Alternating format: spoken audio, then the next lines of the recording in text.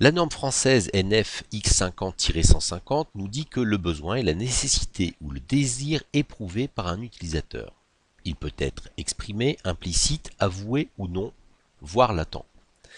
Ça signifie en fait que à partir du moment où la motivation est suffisamment forte pour générer l'acte d'achat, c'est-à-dire qu'on arrive à vendre le produit, alors on parlera d'un besoin.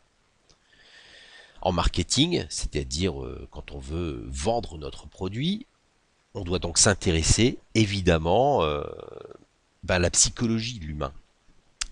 Les travaux de Maslow sur le besoin viennent de là. Donc on va voir aujourd'hui ce qu'est cette pyramide de Maslow, et en fait elle n'a pas été inventée par Maslow. La pyramide de Maslow a été construite après pour synthétiser ses travaux. Toujours est-il que les principes c'est que tous les hommes n'ont pas les mêmes besoins en même temps. Et que donc Maslow, son hypothèse de départ, c'était d'imaginer des gens sur une île déserte et puis d'essayer de voir quels étaient leurs besoins et comment ces besoins allaient se hiérarchiser. Les besoins, on peut les classer simplement en trois niveaux. On va voir les besoins primaires. Ces besoins-là sont tous les besoins qui sont des besoins de survie, voilà, identifiés. L'alimentation, la sécurité, la santé. Une fois que ces besoins primaires sont assouvis, vont émerger d'autres besoins, des besoins affectifs, amour, sociabilité, appartenance à un groupe. Et puis seulement ensuite vont apparaître les besoins spirituels, c'est-à-dire l'estime, le besoin de pouvoir, la puissance, etc. On peut, si on reprend les travaux de Maslow, remettre ça sur 5 niveaux. Ces niveaux vont être: niveau 1, les besoins physiologiques, survie, sécurité, alimentation, reproduction. C'est ce qu'on a de commun avec les animaux. Là-dedans encore, ces besoins sont eux aussi hiérarchisés, c'est-à-dire besoins de survie, d'alimentation et de sécurité vont apparaître en premier. Ensuite, niveau 2, les besoins de sécurité. Action sur l'environnement, abri, culture, travail, constitution de groupe, protection ou de défense. Niveau 3, l'appartenance. Pour l'animal, être exclu du groupe ou de la meute, c'était quasiment être voué à la disparition. Parce que plus difficile de se trouver de la nourriture, etc. On a gardé ça. C'est-à-dire que le besoin, crainte de la solitude, recherche de sociabilité, construction d'une identité sociale, vous en êtes particulièrement sensible à vos âges et c'est normal, esprit de groupe, fierté, etc. Ensuite seulement les reconnaissances sociales, estime, gloire, pouvoir, dignité, la réputation, l'indépendance. Et c'est tout ça qui va amener l'humain à niveau 5, le dépassement de soi, la créativité, liberté, autonomie. Certains de ces besoins, en fait, ne vont pas apparaître systématiquement. Quelqu'un qui n'a pas assouvi les besoins primaires va avoir beaucoup de mal à développer les besoins niveau 5.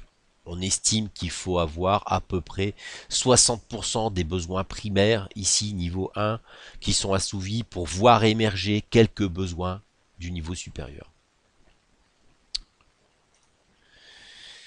Ces besoins-là, en fait, on peut les décomposer en deux. On va avoir les besoins qui sont des deficit needs, c'est-à-dire qu'en fait, si ces besoins-là ne sont pas assouvis, alors ça risque de provoquer de la démotivation, un dégoût, enfin bref, c'est des motivations négatives. Et puis, au-delà, alors ça commence déjà au niveau 4, hein, on a des choses qui vont justement aider les gens à progresser et à avancer.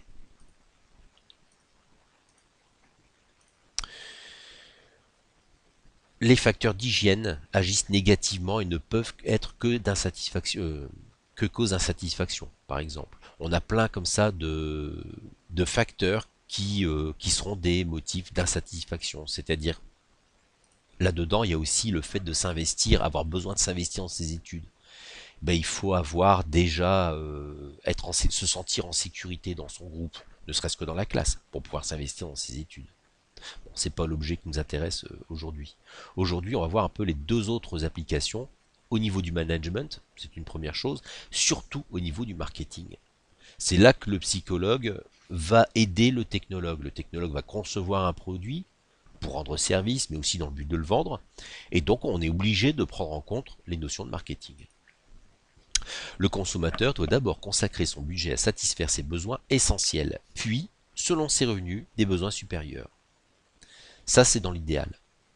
En revanche, on s'aperçoit il va dans certains cas limiter sa consommation à ses besoins pour des biens de base, mais il sera prêt à dépenser sans compter pour des produits qu'il associe à des valeurs qu'il juge supérieures.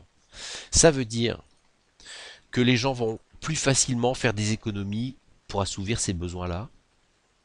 Et puis ces économies vont s'en servir pour essayer d'acheter des choses qui dépendent de ce qui arrive là. Donc au niveau de la conception des produits, il faudra bien cibler le cœur de cible et cibler où ça se passe. C'est-à-dire qu'en fait, si c'est un besoin primaire, il va falloir de toute manière tirer les prix vers le bas.